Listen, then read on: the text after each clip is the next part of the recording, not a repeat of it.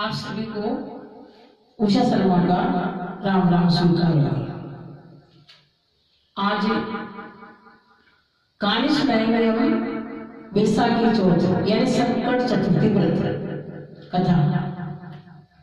एक गांव में सेठ सेठानी थे, उनको एक बेटा और बहू थी।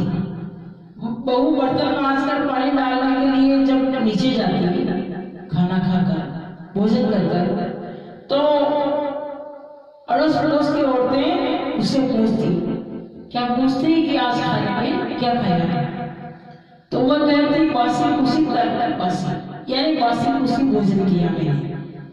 एक दिन जब वह बर्तन मांजकर पानी फेंकने गई तो रोजाना की तरह फिर औरतों ने पूछा कि आज क्या खाया खाने में? तब उसने कहा कि वही बासी कुसी, वापिस वही जवाब दिया कि बासी कुसी बासी।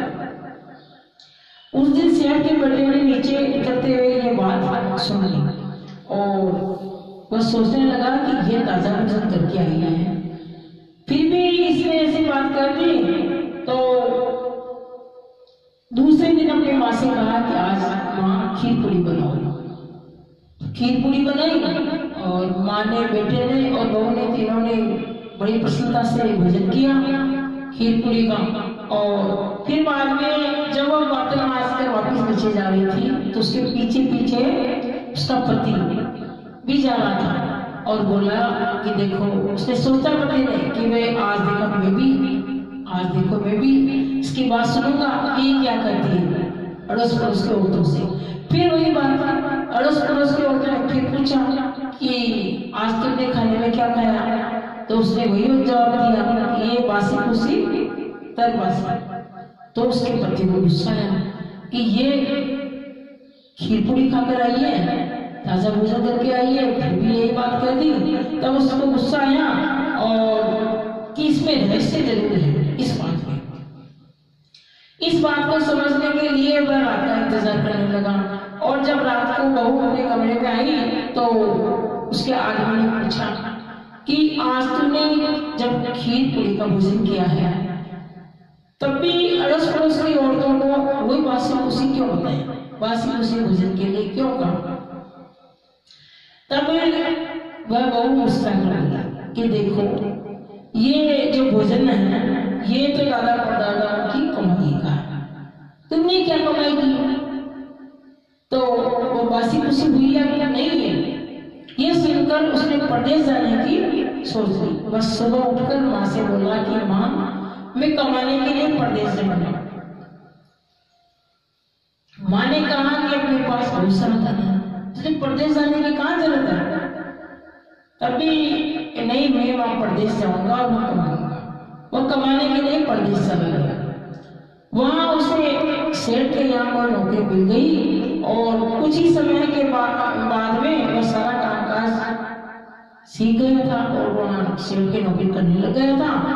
तो सेठ ने अपना जो सारा कारोबार है उसको सौंप दिया और सौंप कर वो तीर्थ यात्रा के लिए चला गया था उस दिन सेठ। और जब तीर्थ यात्रा के लिए सेठ चला गया और इधर सास बहू ने कह रखा था कि दिए की, सास ने बहू से कहा कि दिए की बुझाई तो चूल्हे की मत बुझाना और चूल्हे की बुझ जावे तो दिए की मत बुझाना। लेकिन संयोगवश एक दिन दोनों अग्नि भी बुझ गई और तो बहू पड़ोस में अग्नि लेने गई। उसने देखा कि वहाँ पड़ोस की औरतें किसी माता जी की पूजन कर रही थी, किसी माता का पूजन कर रही थी, उस दिन चौथ का व्रत कर रही थी पड़ोस की औरतें। ये देख उसने पूछा कि मुझे भी बताओगे व्रत किसका है? तो उन्होंने सबने कहा कि चौथ माता का व्रत है। और जब वो पूजन कर रही थी सभी औरतें तो उसने कहा कि मैं भी ये व्रत रखूंगी। इसका क्या फल मिलता है? कि यही फल मिलता है कि पिछड़ा हुआ पति मिल जाता है, पुत्री को पुत्र प्राप्त होता है।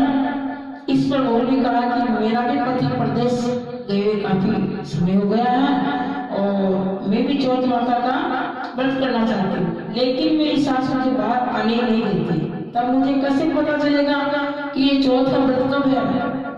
इस पर औरतों ने कहा कि देखो, जिस दिन 30 तारीख पूरे हो जाएंगे उसी दिन व्रत करके शाम को चौथ माता का पूजा करके चंद्रमा को अर्धे लगा कर फिर खाना खा लेना और एक डिबिया में एक एक गेहूं का दाना डालते जाना। जब ये 30 पूरे हो जाए ना तभी समझ लेना कि चौथ माता का व्रत आ जाए। ठीक है, साहूकार की बहू कहे अनुसार व्रत करने लग गई और व्रत करते करते काफी समय बीत गया। चौथ माता ने सोचा कि इसकी नहीं सुनी तो अपने को कौन पूछेगा और पूछेगा कौन। चौथ माता ने साहूकार के बेटे को सपने में जाकर कहा कि साहूकार का बेटा तो सो रहा है, जाग रहा है। तब साहूकार के बेटे ने कहा कि नहीं, मैं तो सो रहा हूँ, मैं जाग रहा हूँ, मैं तो चिंता में पड़ा हूँ। इस पर चौथ माता ने कहा कि अब चिंता छोड़ और तेरे घर जा, सबकी सुध ले। उसने कहा कि मैं कैसे जाऊँ, मेरा कारोबार बहुत फैला हुआ है, कारोबार बहुत बड़ा हुआ है। तब चौथ माता बोली कि सुबह उठकर नहा धोकर दुकान जाकर चौथ विनायक जी का नाम लेकर घी का दीपक जलाना, तेरा सारा काम सुलझ जाएगा।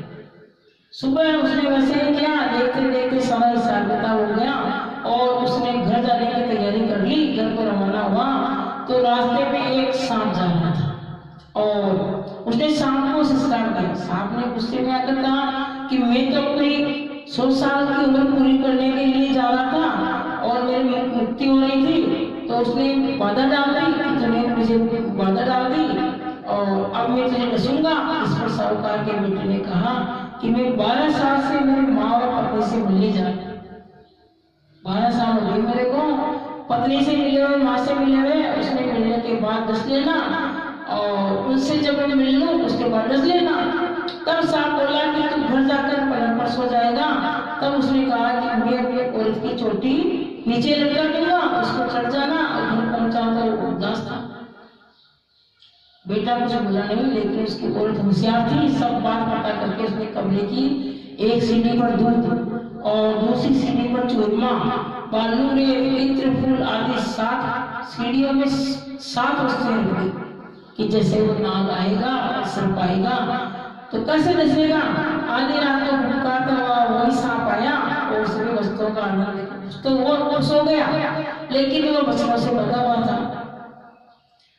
उसको डसना तो था ही सही। चौथ विनायक जी ने सोचा कि इसकी रक्षा नहीं की तो कलयुग में अपने को कौन पूजेगा। चौथ माता तलवार बनी और विनायक जी बने ढाल बने विनायक जी। और जैसे ही सांप डसने लगा तो उसे मार दिया और साहूकार के बेटे को नींद आ रही थी। सांप के मरते उसने अपनी पत्नी को उठाया, चौपड़पासा खेलने लगे और सुबह देर तक बेटा सुबह उठे नहीं। तो मैंने कहा कि बेटा थका हुआ है, लेकिन बहू तो उठी, बहू क्यों नहीं उठी। जाकर देखा तो देखो सीढ़ियों पर खून ही खून हो रहा था। उसने कहा कि मेरे बेटे बहू को किसी ने मार दिया। अब अंदर से बेटा बोला कि माँ हमारा दुश्मन मर रहा है, नहीं मर यहाँ सीढ़ियों पर आप साफ सफाई करवाओ और तब हम बाहर आएंगे। माँ ने साफ सफाई करवाई। नीचे आकर उसने माँ से पूछा कि मेरे पीछे से किसी ने कोई धर्म किया गया। तो बहू बोली कि मैंने किया। इस पर सास ने कहा कि तूने क्या किया। मैं रोज 4 समय तुझको खाना देती, फिर चौथ माता का व्रत कैसे किया तुमने। इस पर सास ने कहा कि मैं जब इतना भोजन देती तेरे को 4 वक्त का तो फिर कैसे तुम चौथ माता का व्रत करते। बहू बोली कि मैं 1 महीने में चौथ माता का व्रत करती। सुबह का खाना पानी वाली को देती, जो पानी भरने वाली आती है ना उसको देती सुबह का खाना, और दूसरी बार का खाना है गाय के बछड़े को खिला देती, और तीसरी बार का खाना है उठाड़ा में गाड़ देती। आपने बर्तन मांजते उठाड़ा होता ना, वहाँ गाड़ देती। और चौथी बार का खाना पूजा करके चंद्रमा को अलग देके फिर मैं खाना खाता। मैंने पूजा के लिए विनय की दुकान से घी दूध मंगवाया, तो उसका जाकर हिसाब करो। और सास ने पानी वाले से पूछा तो उसने कहा कि एक दिन मुझे रोटी देती थी, 1 महीने में 1 दिन मुझे 1 बार रोटी देती थी। और बच्चे से पूछा तो उसके मुंह से फेंक के फूल गिरे। और उठाना में खोदा तो रोटी के सोने के चक्कर निकले। बहू से पूछा तो उसने भी कहा कि महीने में 1 बार मेरे से घी गुड़ मंगवाती थी। फिर बहू ने कहा कि मुझे बैसाखी चौथ का उद्यापन करना। सास बहू ने चौथ माता का व्रत उद्यापन धूमधाम से किया। आराम से जीवन बिताया। हे चौथ माता उस पर प्रसन्न हुई, जैसे सब पर प्रसन्न होना और सभी की मनोकामना पूर्ण करना और अमर सुहाग देना। बोलो चौथ माता।